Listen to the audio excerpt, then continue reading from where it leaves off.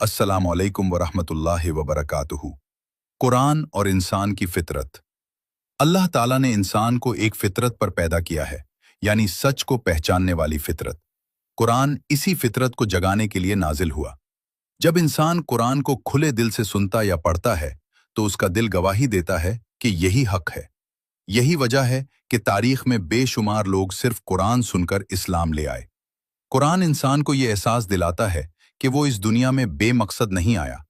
इसकी जिंदगी का एक मकसद है, एक जिम्मेदारी है, और एक दिन इसे अपने रब के सामने हाजिर होना है। कुरान और अक्ल। कुरान अंधी तकलीद का दर्स नहीं देता, बल्कि बार बार अक्ल को झंझोड़ता है। कुरान में जगह जगह सवालात हैं। क्या तुम गौर नहीं करते? क्या तुम समझते नहीं? क्या तुम अक्ल से काम नहीं लेते?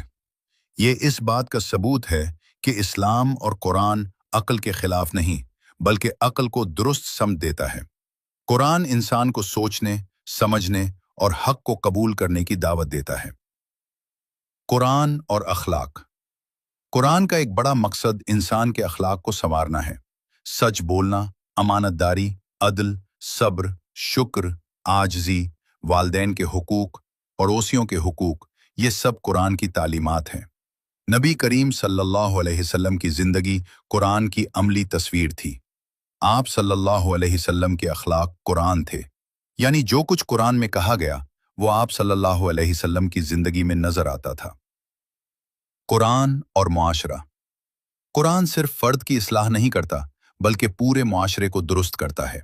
कुरान जुल्म के खिलाफ खड़ा होता है, इंसाफ का हुक्म देता है, कमजोरों के हुकूक की हिफाजत करता है, औरत, यतीम और मिस्कीन के हुकूक वाज़ेह करता है। अगर कुरान को सही मानों में मुआशरे में नाफिज कर दिया जाए तो जुल्म, नाइंसाफी और फसाद खुद ब खुद खत्म हो सकता है। कुरान और आखिरत।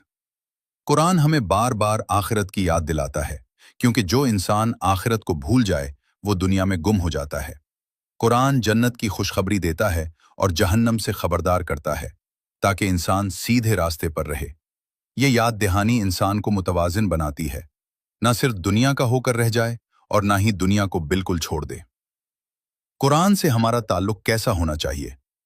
कुरान से हमारा ताल्लुक सिर्फ रमजान तक महदूद नहीं होना चाहिए। कुरान से ताल्लुक का मतलब है रोजाना कुरान पढ़ना, उसका तर्जुमा समझना, उस पर गौर करना, अपनी जिंदगी को इसके मुताबिक बदलना।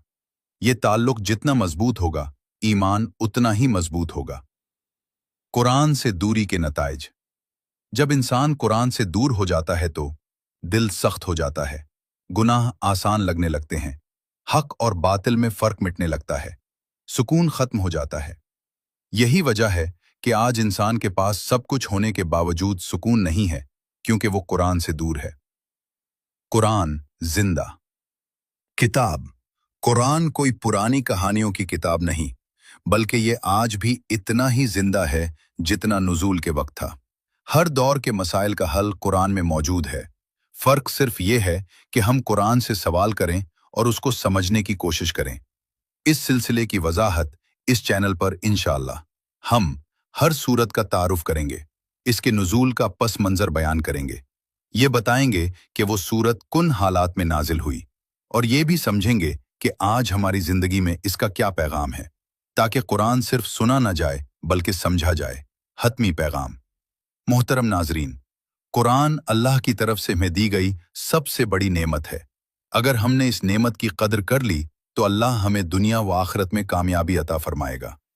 आइए आज से एक नया सफर शुरू करें, कुरान को समझने का, कुरान के साथ जीने का और कुरान के मुताबिक अपनी जिंदगी ढालने का। अल्लाह ताला हमें इस रास्ते पर साबित कदम रखे। आमीन। अगर आप चाहते हैं कि ये पैगाम ज्यादा से ज्यादा लोगों तक पहुंचे तो इस वीडियो को शेयर करें, चैनल को सब्सक्राइब करें